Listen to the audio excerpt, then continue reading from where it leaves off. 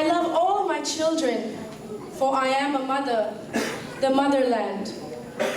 I watch in silence everything that happens around me. Sometimes my beauty is tainted by human greed that takes its form through political power and crushes my spirit. But I am indestructible, like a beacon of light, like the proverbial beam that cuts through the darkness. One man stands to save my helpless children from the grips of corruption. He is Anna Hazare, my loyal son.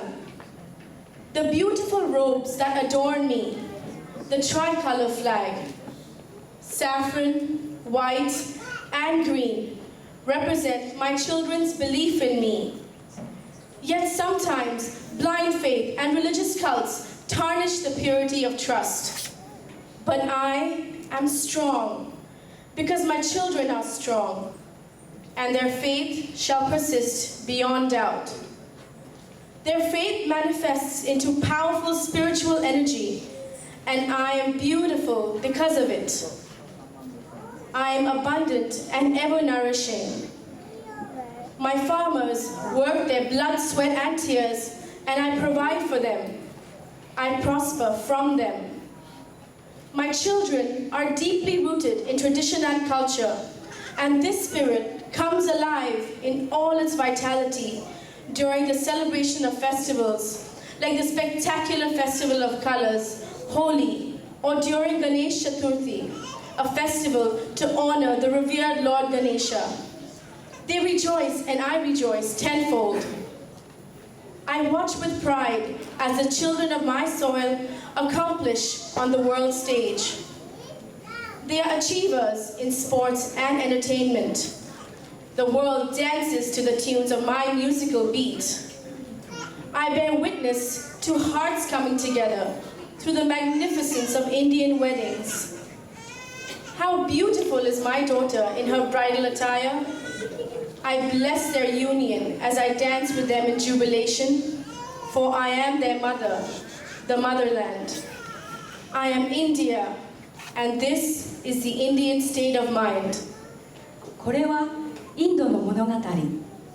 私はインド、母なる大地。私はいつも静かに見ている。人々は私を汚し、破壊しようとする。けれど私の魂は不滅。ここに一人の男が立ち上がる。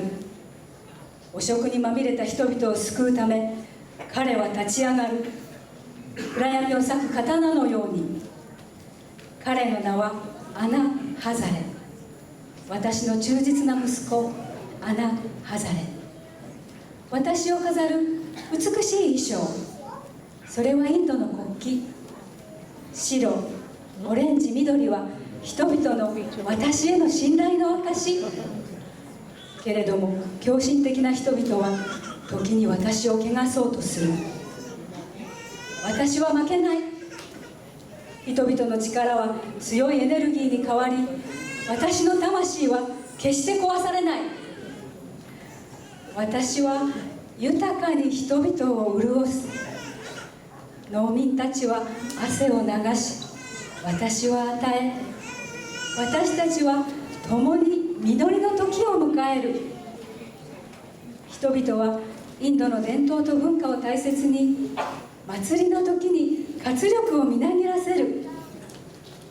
ホリーの祭り、ガネーシャの祭り、見事な聖なる色の祭り。人々は喜び踊る。私も喜び歌う。幾重にも幾重にも重なる喜び。私は人々が世界の舞台で活躍するのを誇りに思う。クリケット、ボリウッド。私は静かに彼らを見守る。世界は私の音楽に合わせて踊る。結婚式で一つになる世界の心。ウェディングドレスを着た私の美しい娘。私たちは共に踊り、一つになった人々の心を喜び祝う。私は母なる大地。私はインド。そして私はインドの人々の心。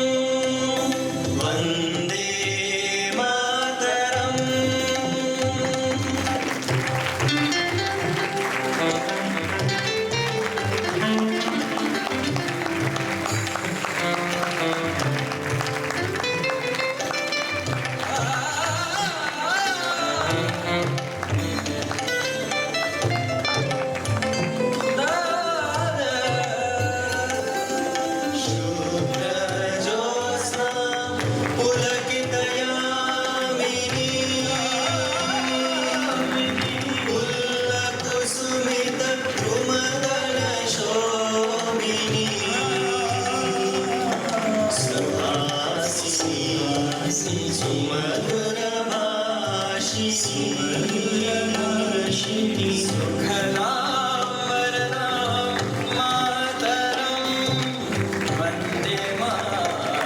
all give them a big round of applause, please.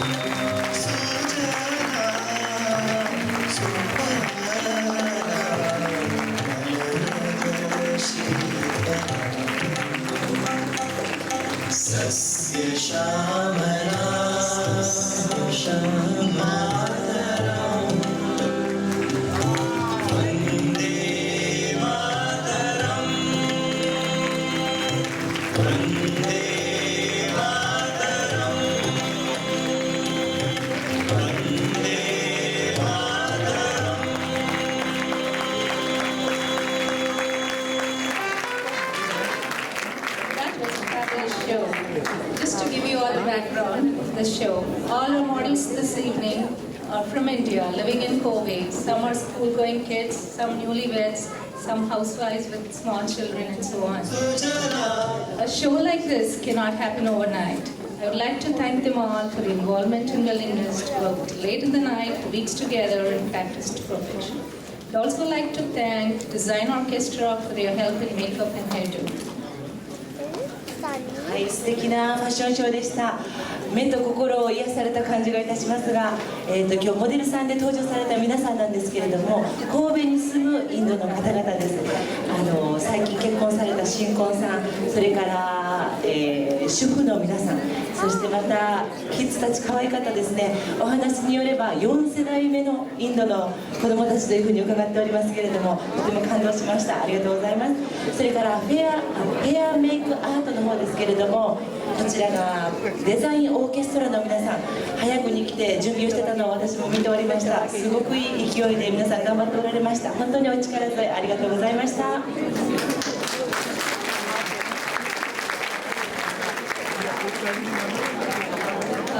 I'd also like to take this opportunity to thank Purvi Javeri and express our deep sense of appreciation for taking the initiative and planning this whole event for a noble cause. Thank you, Purvi. Let's all give a big applause. 今日の日を迎えるまでにまた一歩動いてくださった女性がいます。プルビさんです。ジャベリ。プルビさん、どうもありがとうございます。Talking of Purvi, our next performance is an original yoga folk dance choreographed by our one and only Purvi Javeri again. Please relax and enjoy the graceful yoga poses synchronized with devotional music. はい、続きまして盛り上がってまいりましょう。ヨガフォークダンスの方プログラムご紹介させていただきます。先ほどご紹介させていただきましたプルビさんも登場いたします。その仲間たち振り付けを考えて素敵なヨガフォークダンスお楽しみください。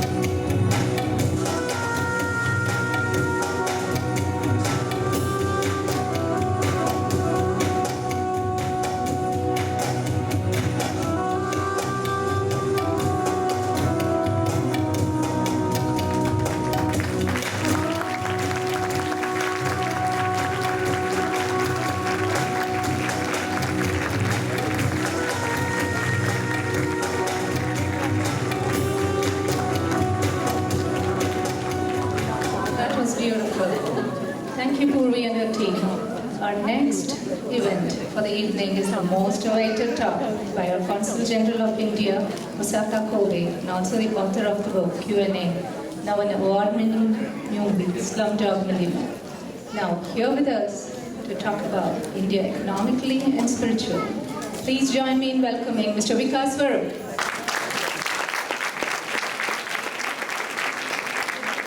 素敵なダンスでした。ありがとうございました。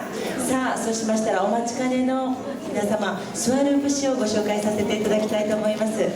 皆様もご存知の通り、大阪のインド総領事館で領事館の方をお務めされる傍ら、皆さんとても有名なアカデミー賞受賞映画「スラムドッグミリオネア」の著者としても原作本では「僕と1ルピーの神様」という素敵なドラマを私も映画拝見させていただきましたけれども、その世界で高い評価を得られておりますスワループ詩ご紹介させていただきます。どうぞお聞きくださいませ。温かい拍手でお迎えください。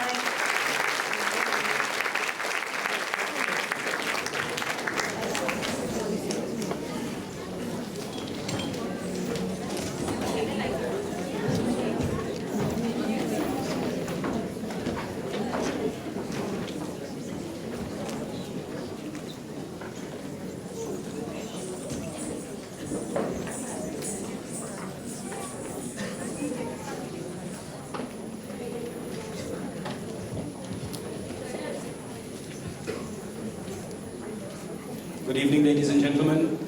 It's a great pleasure to be joining you this evening. This is a program organized by the Art of Living. But tonight, what we are seeing really is the art of giving. 本日は東北の子どもたちへ笑顔の贈り物のイベントに参加できましたことを大変嬉しく思います。アート・オブ・リビングの財団の主催ということですが、アート・オブ・ギビングのために、与えるためにみんなで集まっているという気持ちです。Ever since Japan suffered that horrific disaster on the 11th of March, India and Japan have been almost joined together.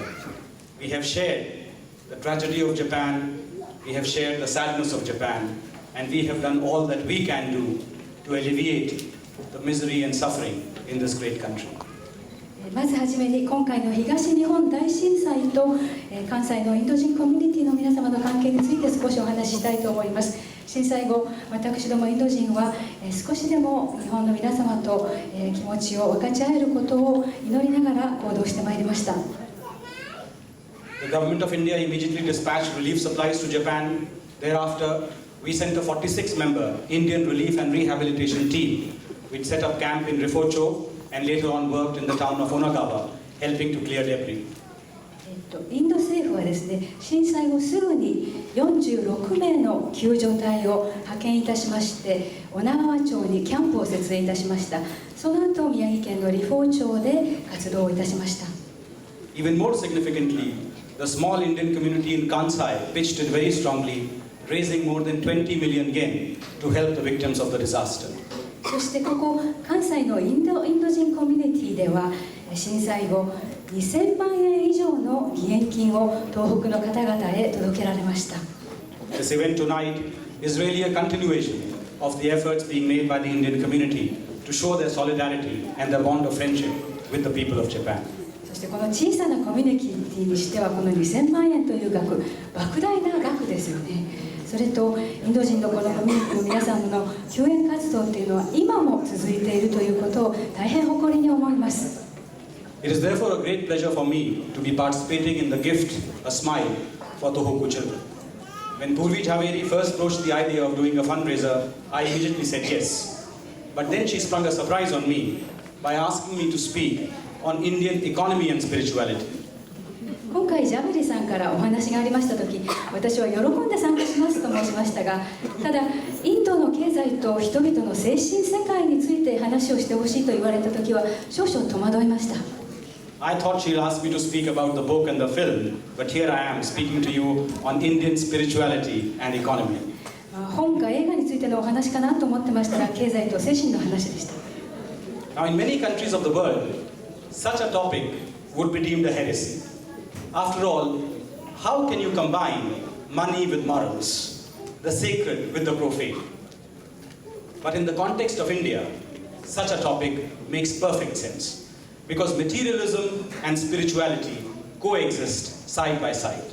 In fact, the creation of wealth and the attainment of nirvana are seen as being part of the same continuum of life. お金儲けと道徳心、そして神聖なものと神を冒涜するものというような相反するものを両立するかどうか並べて論じることは世界でもあまりありません。しかしインドではこの物質主義と精神世界が共存しているのです。富を傷つことと下脱して富を傷つことと下脱して涅槃を達成することはインドでは同一線上にあると考えられています。 Let me begin with Indian spirituality. Spirituality, broadly defined, is an essential part of what it means to be Indian, and India is a uniquely spiritual place. In no other country, perhaps, you will see a sadhu walking down on the street with just a blanket and a rosary in his hands without attracting any attention. ではインドの精神世界についてお話ししましょう。精神世界を大切にすることはインド人であることの本質的な部分です。インドは大変スピリチュアルな国です。おそらくインド以外の国で腰巻き一枚の姿で数珠を身につけた人たちが普通に歩いているというような光景を見ることはまずないでしょう。India is home to all the major religions of the world, thriving in harmony since centuries. 4 of the world's great religions were born here: Buddhism, Jainism, and Sikhism, as well as the oldest of them all, Hinduism. The most famous leader of India's independence struggle, Mahatma Gandhi, was as much concerned with India's spiritual well-being as he was with its political liberation. インドでは世界の主な宗教が何世紀にもわたり調和して栄えてきました。インドを起源とする仏教、ジャイナ教、シーク教、そして歴史あるヒンドゥー教などです。独立運動の指導者として知られるマハトマ・ガンジーは政治的自由と同じくらいインド人の精神性を大切にしました。 Often quoted is a saying of S. Radhakrishnan, the famous philosopher who went on to become the president of India. Spiritual life is the true genius of India. Those who make the greatest appeal to the Indian mind are not the military conquerors, nor the rich merchants, or the great diplomats, but the holy sages, the rishis who embody spirituality at its finest and purest.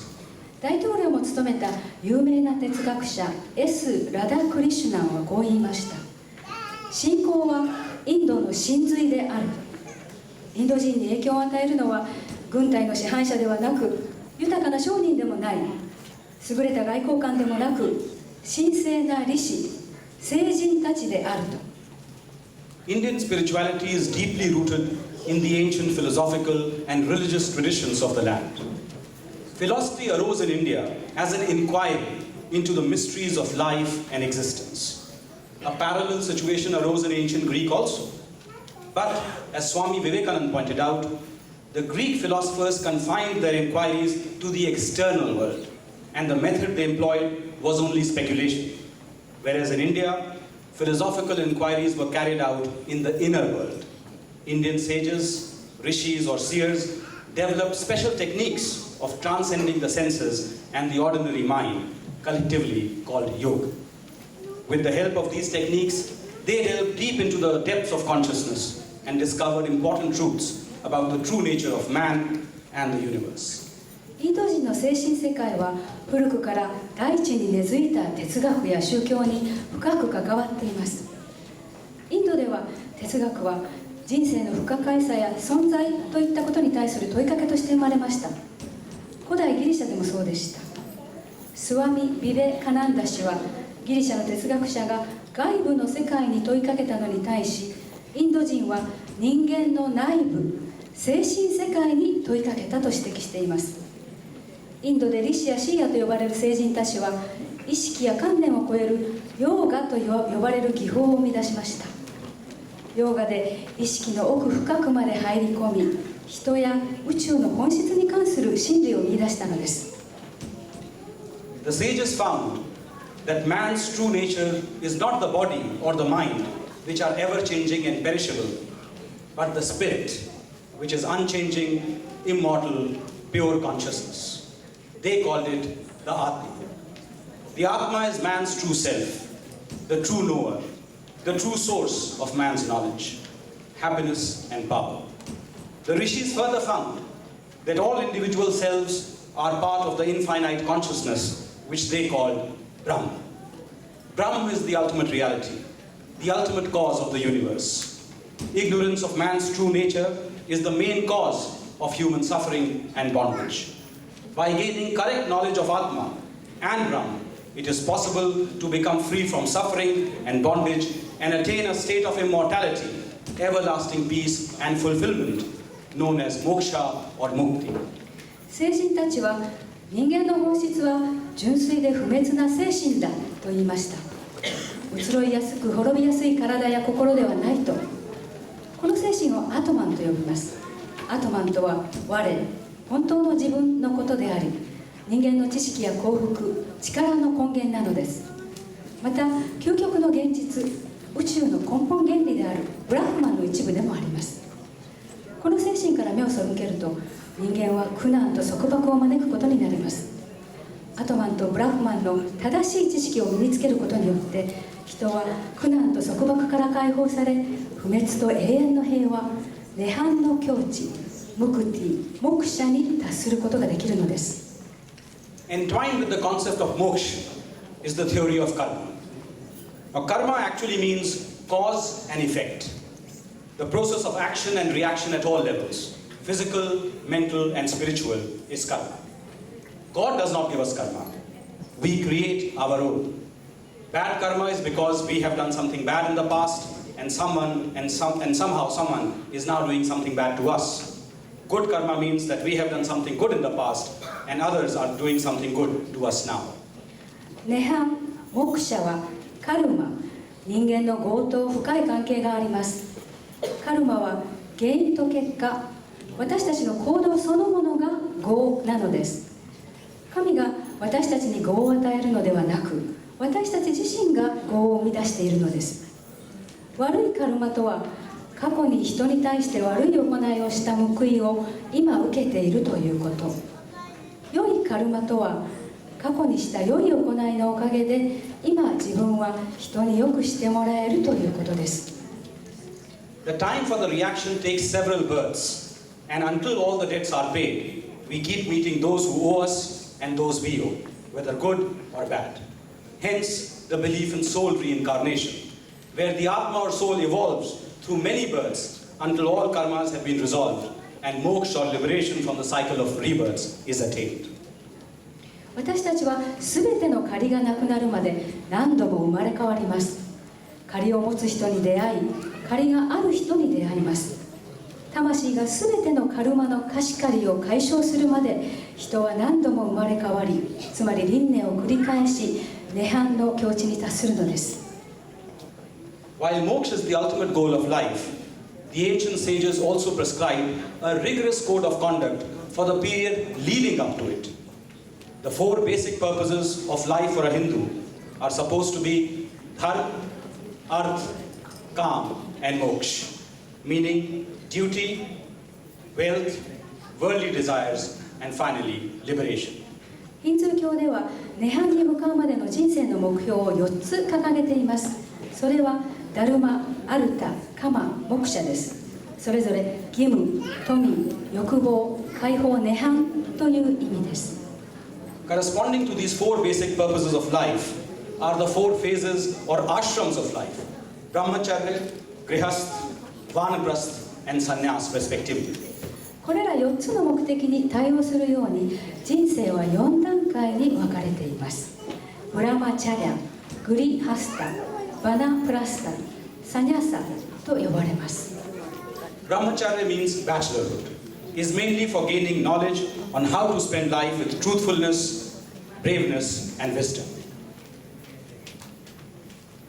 ブラマチャラとは独身という意味で、将来に備え誠実さや勇気や知恵を身につける時期と考えられています。Grihastha is the reference to married life.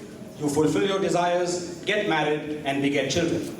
グリハスタは結婚です。結婚し子供を設けるなど望みを叶える時期です。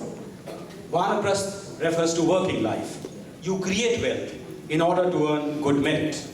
バナプラスタは仕事に励む時期です。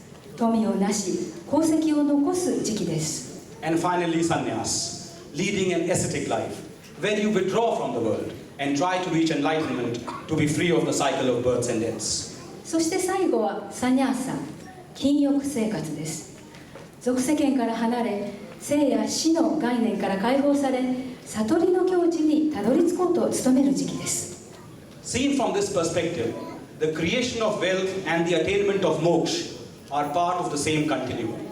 People sometimes believe that the paths of spiritual growth and pursuit of material wealth are mutually exclusive, or even that a spiritual seeker needs to be in poverty. But that is not true.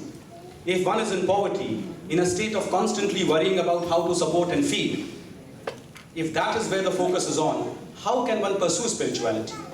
Only when there are no worries is one able to focus attention on the goal of union with the divine.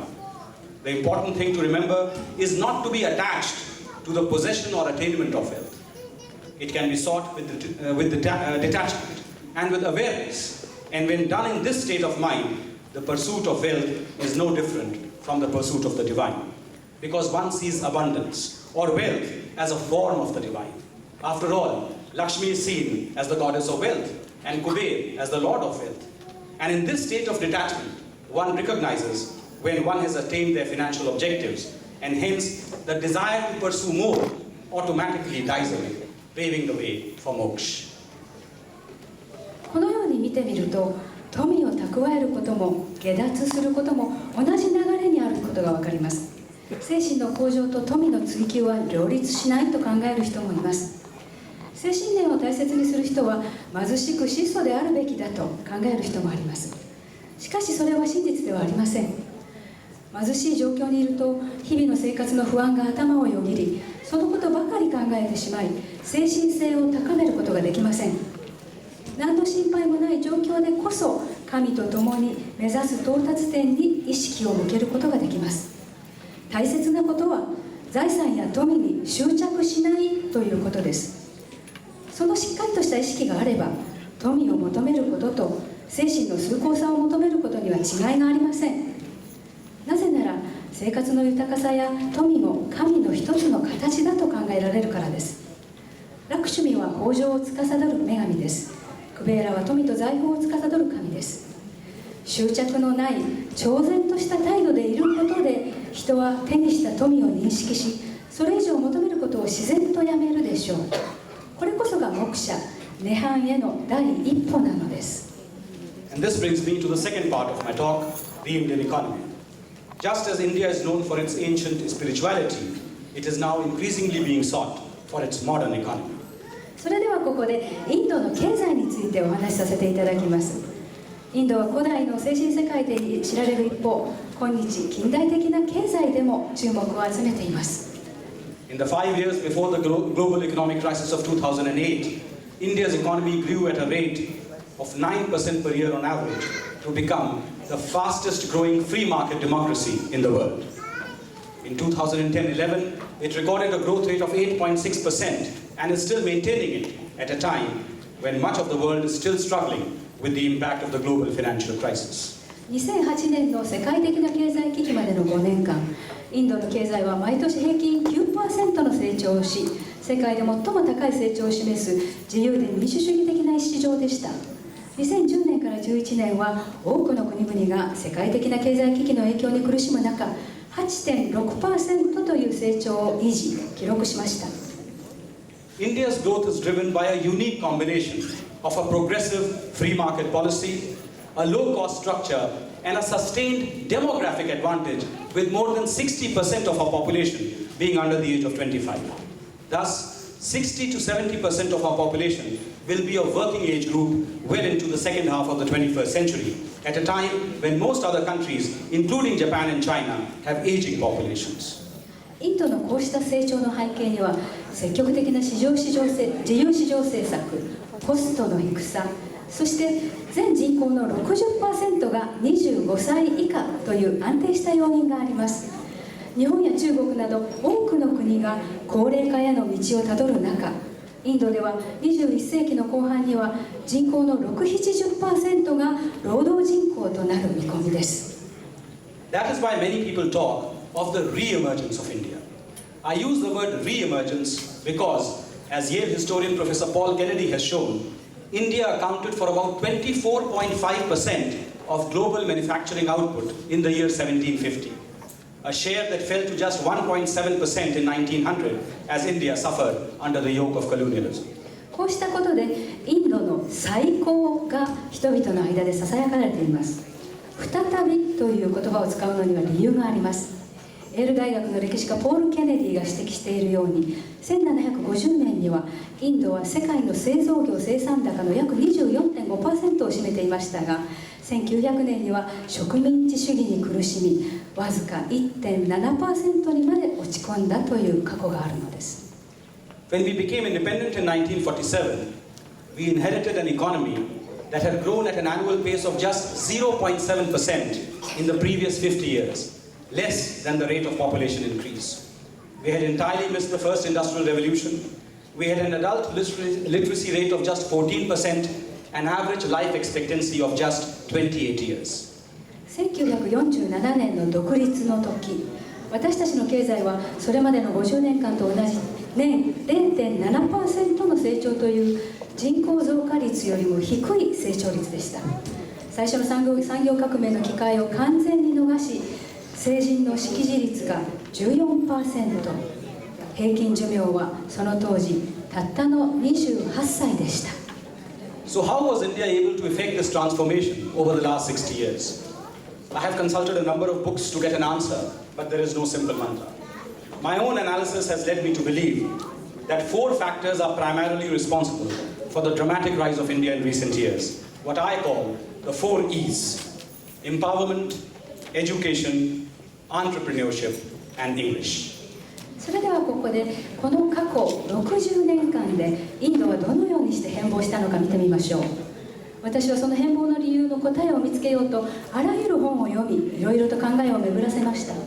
そして近年のインドの劇的な成長には4つの要因があると考えるようになりました。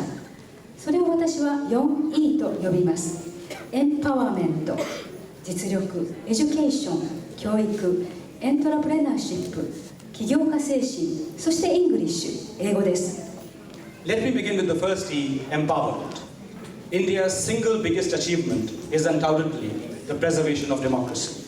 The world today admires how India has nurtured the spirit of freedom and ensured that it permeates all our democratic institutions, our active parliament, our independent judiciary, our vibrant press. まずは最初の E、エンパワーメントです。インドの最大の成功を一つ挙げるとすると、民主主義をしっかりと貫いているということです。今やインドには自由の精神が根付いており、活発な議会や独立した司法、活気あるメディアなど民主主義的な枠組みが確立されており、こうしたことを世界中が称賛しています。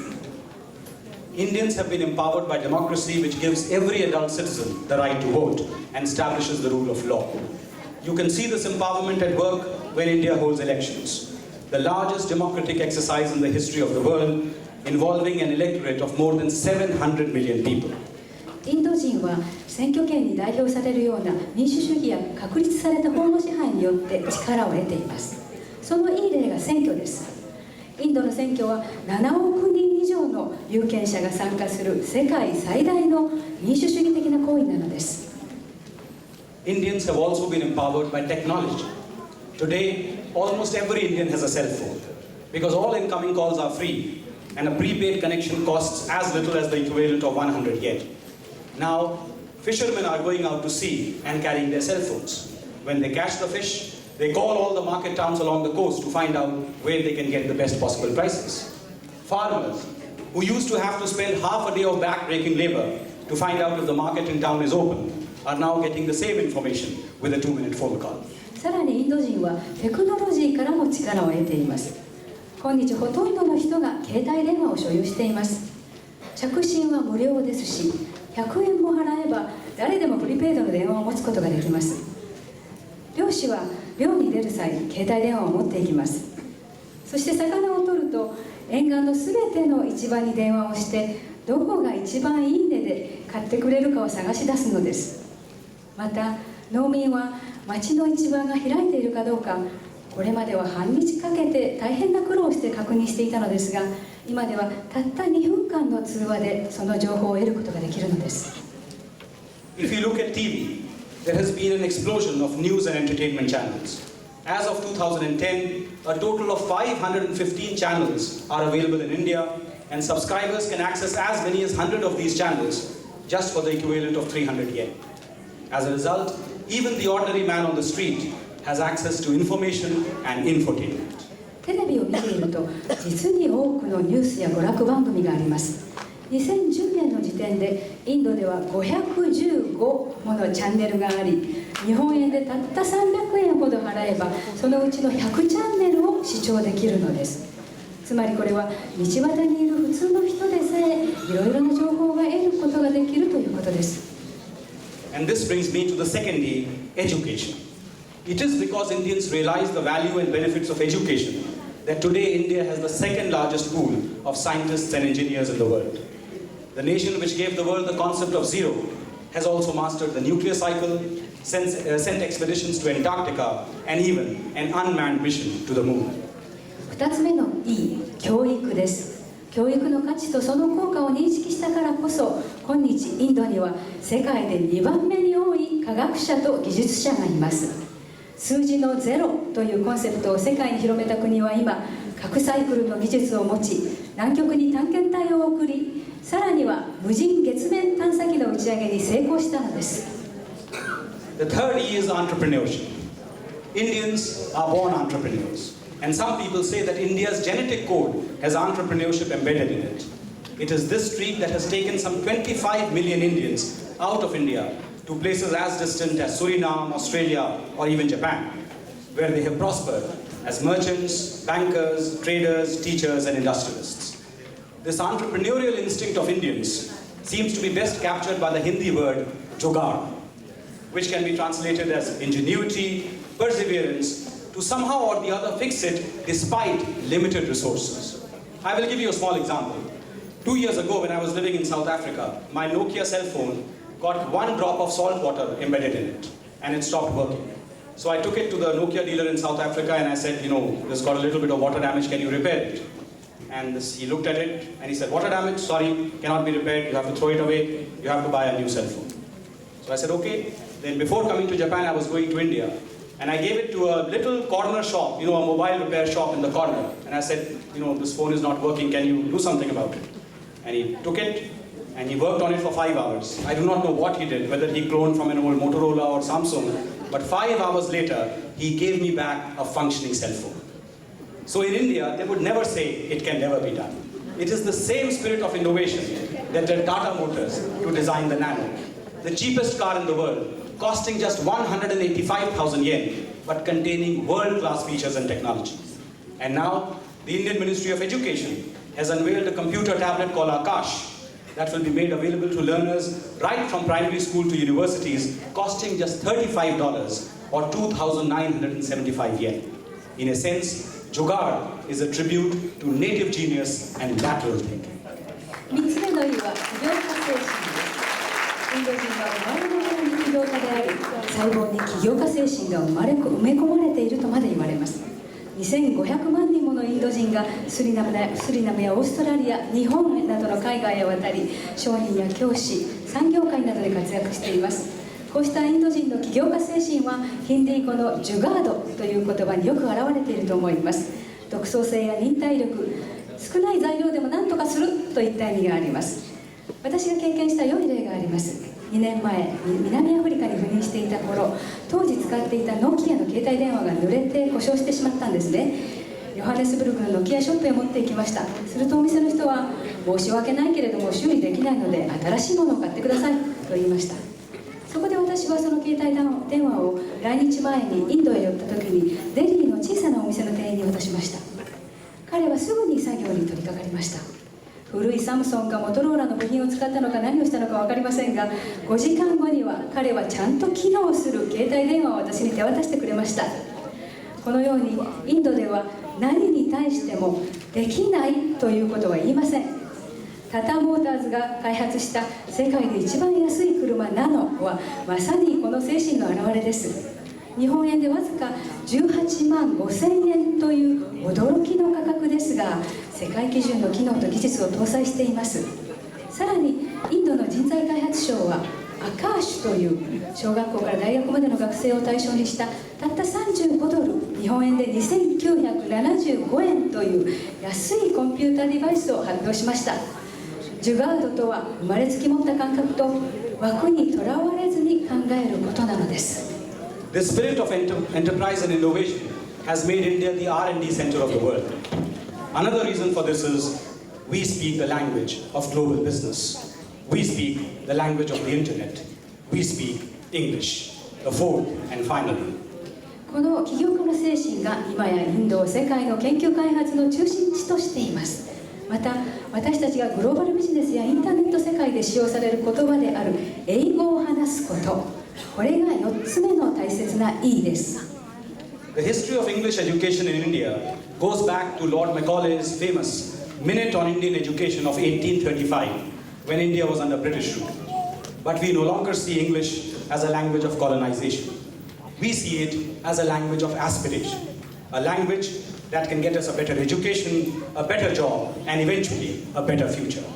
That is why we have created something called Indian English, and that is why India is on course to overtake the United States of America as the world's largest English-speaking country in the world.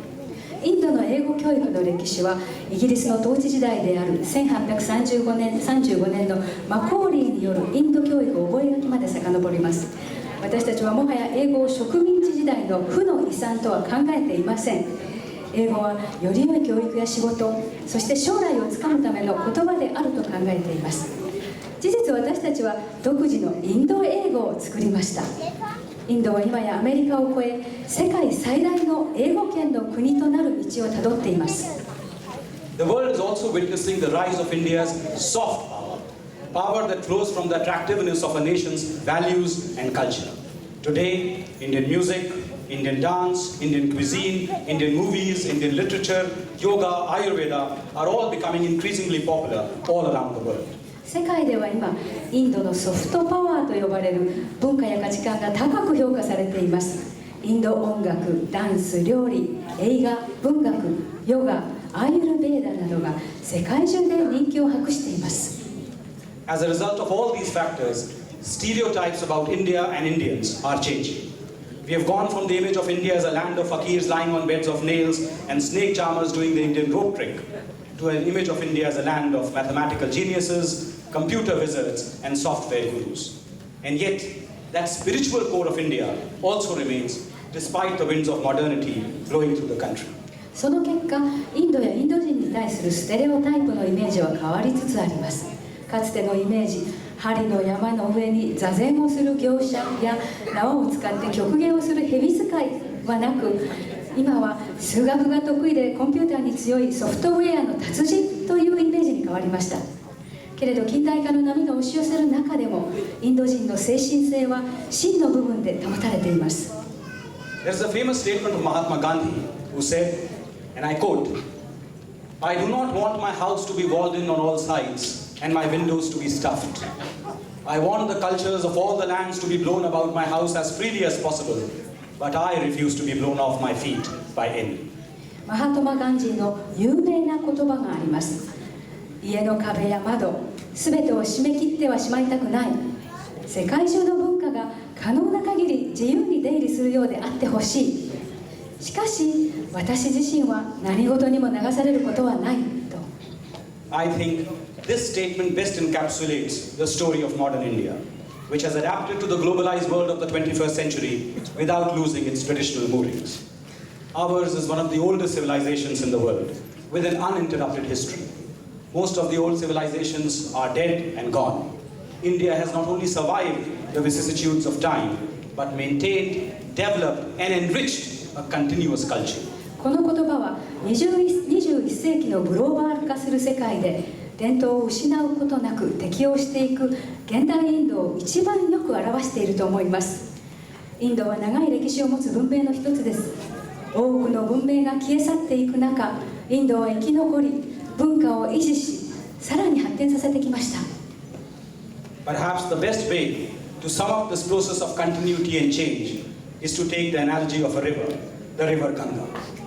To India's first Prime Minister Jawaharlal Nehru, the Ganga was the river of India, a symbol of India's age-long culture and civilization, ever-changing, ever-flowing, and yet ever the same Ganga. A memory of the past of India running into the present and flowing onto the great ocean of the future. この悠久と変化を最もよく表現するものがあるとすれば、おそらくそれは川、そう、ガンジス川でしょう。インドの初代首相であるジャワハルラール・ネルーがガンジス川についてこう言いました。ガンジス川はインドを代表する川、インドの歴史ある文化と文明の象徴、変わり続け流れ続ける川。しかしガンジスはいつもガンジスであることに変わりはない。過去の記憶が現在につながり、そして未来という素晴らしい大海原へ流れていく川、それがガンジス。どうもありがとうございました。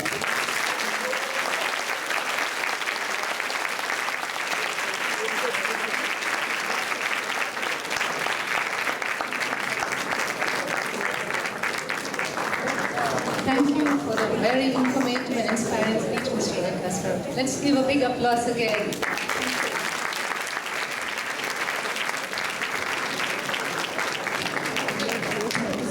どうもありがとうございました。この中には日本の方もたくさんいらっしゃいますけれども、インドの深いスピリチュアリティ、それから経済力というのが今後大きな変化を迎える日本にとても興味深いお話でした。本当にどうもありがとうございました。Before we start over the next program, a small announcement.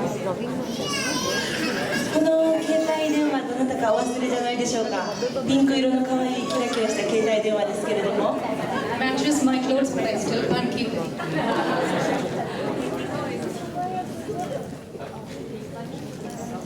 お心当たりのある方は後ほどお取りこちらに来てくださいね。よろしくお願いいたします。 Our next performance is a traditional South Indian classical dance, Bharatanatyam, performed by Matsushita Yoko-san and Shirayuki Go-san from Prachi Dance Studio, Osaka. Please enjoy. さてお待たせしました。日本の方です。インド舞踊、古典舞踊の方をご紹介させていただきます。大阪のプラチダンススタジオより松下陽子さん、そして白井由紀子さんが登場してまいりました。よろしくお願いいたします。